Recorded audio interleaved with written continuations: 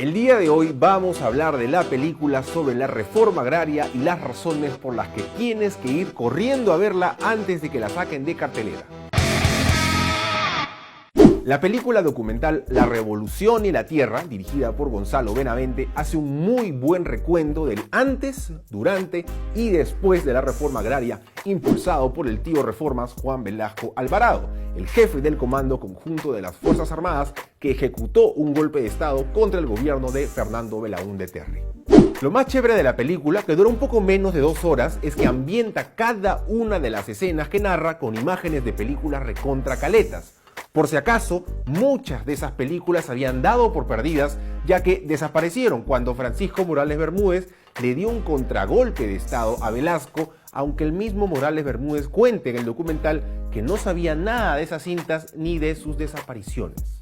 La situación que documenta La Revolución y la Tierra antes de la reforma agraria es prácticamente una situación de semiservidumbre en las haciendas, ya que los indios o indígenas trabajaban las tierras de los hacendados, tierras que en muchos casos habían conseguido gracias a argucias o trampitas legales y recibían todos los maltratos que te puedes imaginar. Para que tengas una idea de la inmensa desigualdad de la época, los tamaños de las haciendas eran equivalentes a nada menos que 100 estadios de fútbol. Si te estás preguntando cuál era el problema con esto, resulta que los hacendados les alquilaban las tierras a los campesinos para que ellos las trabajen. Parece un trato justo, ¿no? Pero, ¿quiénes se quedaban con lo producido en las tierras? Los hacendados. ¿Y cómo les pagaban por el trabajo? Con lo mínimo que podían y en algunos casos con vales o aguardiente para emborracharlos. O sea, te alquilo esta tierra para que la trabajes, pero todo lo que trabajes será mío y por tu trabajo te doy nada. Esto no es lo peor de todo. Las escenas de las películas también muestran a los campesinos haciéndoles reverencias a los hacendados cada vez que estos se aparecían en las tierras. Aquel que se atrevía a mirar directamente a los ojos de los hacendados o no los saludaba, corrían el riesgo de recibir un fuetazo o latigazo. Por otro lado, muchas de las hijas de los campesinos o sus esposas eran abusadas sexualmente por los hacendados o sus hijos y los campesinos no podían denunciar el delito ya que la policía y las autoridades estaban del lado de la clase hacendada. Por si acaso, este último dato no está en la película sino en el libro El surgimiento de Sendero Luminoso de Carlos Iván de Gregori y sirve un montón para tener una idea de cómo se trataba a los indígenas de entonces. Este es un pequeño fragmento. El arqueólogo ayacuchano Luis Guillermo Lumbreras ofrece un relato apasionado de cómo era considerado el indio en el Ayacucho de su infancia, allá por las décadas de 1940 y 1950.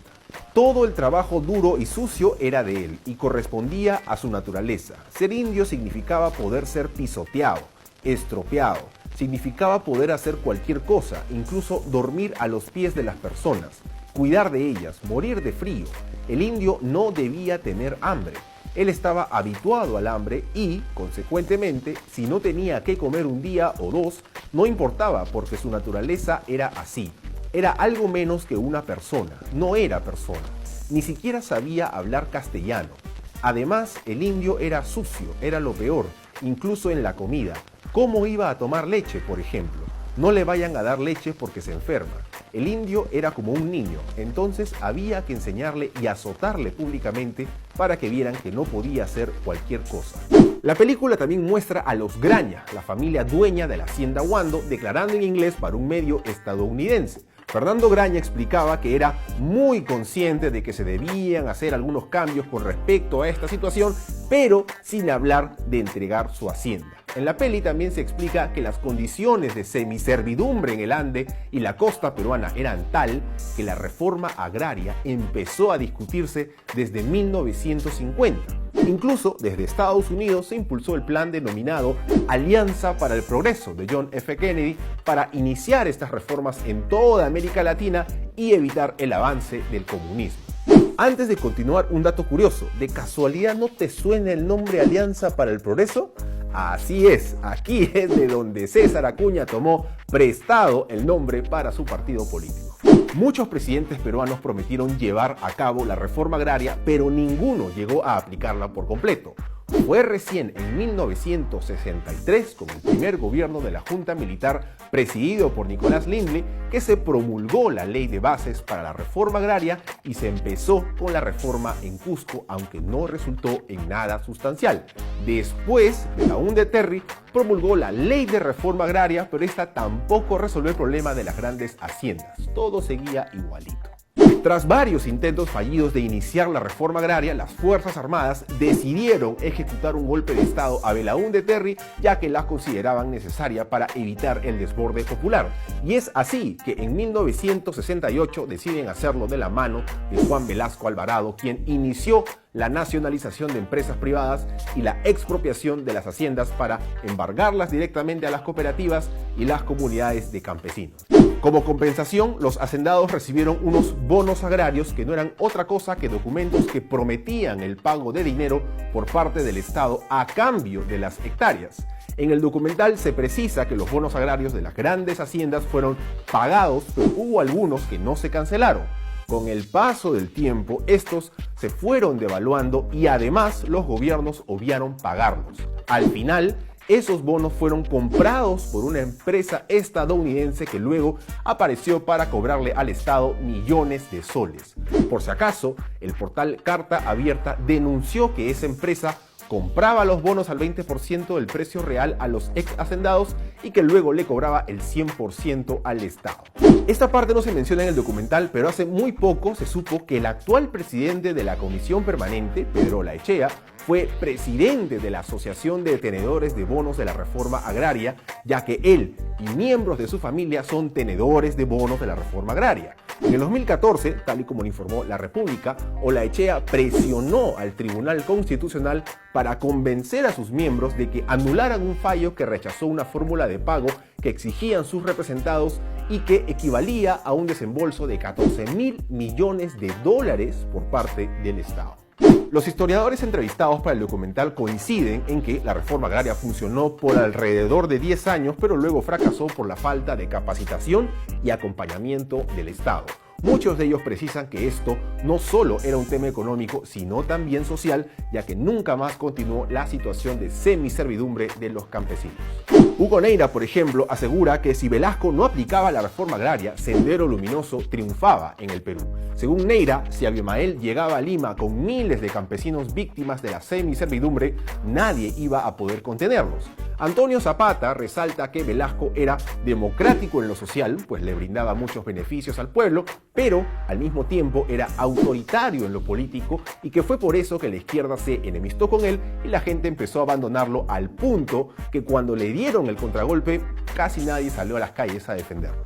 Finalmente, cuando Velasco muere, lo hace con una pierna amputada y con la idea de que la gente lo había abandonado y que todo lo hecho había sido en vano.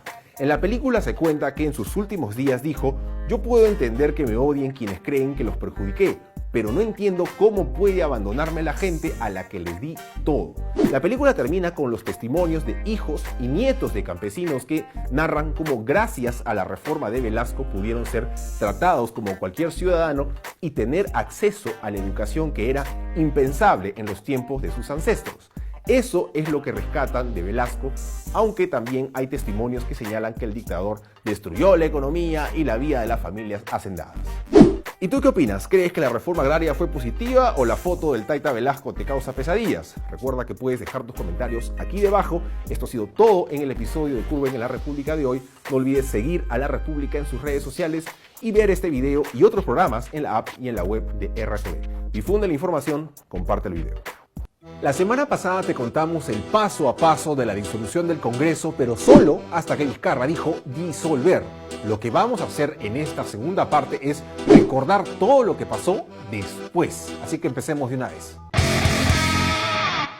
Ni bien terminó el mensaje a la nación de Vizcarra, el Congreso, como era de esperarse, empezó a hacer de todo para bajárselo. Un grupo de parlamentarios liderados por Miguel Catoma presentó una moción para vacar al presidente por, escucha bien, incapacidad moral permanente. Según el documento que estás viendo en pantalla, Vizcarra había tenido una conducta inmoral al haber presentado una cuestión de confianza sobre una materia cuya sustentación debía ser priorizada y programada como primer punto de la agenda de la sesión del Pleno del Congreso de ese día. ¿Qué quiere decir todo este flolazo? Que para ese grupo de congresistas, Vizcarra se había metido en algo que no tenía que meterse y tenía que irse a su jato. En una sesión extraordinaria, el Congreso, a pesar de que sus facultades se habían convertido en polvito, aprobó la moción del pedido de vacancia con 86 votos a favor, 0 en contra y